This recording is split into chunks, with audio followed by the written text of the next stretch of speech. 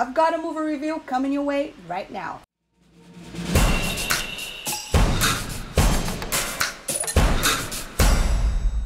What's up, everybody? Today I'm here to do a quick review on the film Sicario, The Day of the Soldado. Now, I saw this last night, but I wanted to put this review out there because I believe that this is definitely worth checking out. This is the second one, and if you haven't seen the first one, it's still okay for you to check this out because you will be able to follow the story pretty much. You know, it's good to know the character's background. However, there's nothing that is not addressed in this film. So if you haven't seen the first one, you can definitely see this one without being lost on the story. That said, Josh Brolin is back, Benicio del Toro is back, however, not Emily Blunt. Now, what is my overall idea on this film? I actually thought it was a very good action film. This is going to be a spoiler-free review. So the overall story, there is a terrorist attack that happened in the US and the government pretty much wants revenge. And that's where Josh Brolin comes into the picture because they want him to get a group to go destroy this terrorism, which is also, they believe, to be linked to the cartels. And that's where Josh Brolin gets the help from Benicio del Toro.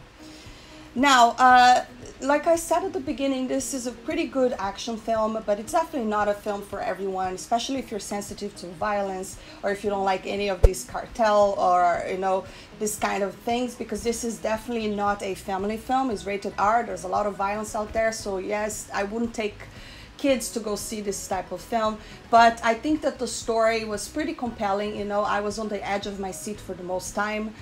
There are some parts that I felt that they kind of got a little bit lost, but it didn't really affect the overall film.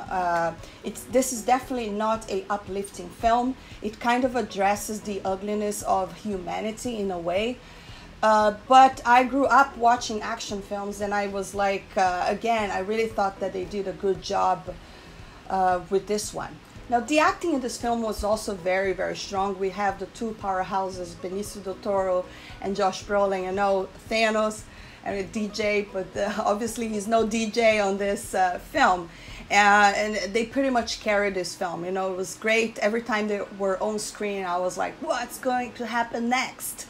So yes, obviously, again, because of the kind of violence, it's probably not a film for everyone. And there are some parts that suffers in pacing. It goes a little bit slow, but when it comes to the action and the overall storyline, I was pretty pleased with it. Now, the only thing that I wasn't really too crazy about it is that it kind of ends very abruptly, and it's a complete setup for the following film. It even feels like this will be a part 1 and a part 2. And usually when you have films that you're gonna have the second one, at least I believe that they should have finished the overall story and leave some sort of cliffhanger at the end. But this one, I feel that the overall story was not resolved, and it really ends right in the middle. And although it's good because it got me really curious to find out how the whole situation is going to be solved, but it's also a little bit annoying because movies take so long to get made, and then by the time the movie comes out, I still need to go watch this again, because for sure the following film, people are going to have to watch this one in order to catch up, because it really ends very abruptly and it doesn't really resolve everything that is going on in the film. But again, if you are a big action fan, if you like Benicio del Toro, if you're a fan of Josh Brolin, and you like action films, you're probably going to enjoy this one. If you're very sensitive to violence and you don't really like cartels or anything to do with this kind of stuff, then it's probably not a film for you. This is the end of my review. Drop a comment below. Do you think this is a movie you would like to check it out? Don't forget to leave your thumbs up if you enjoyed this review. Subscribe for more, and I'll see you next time. Bye.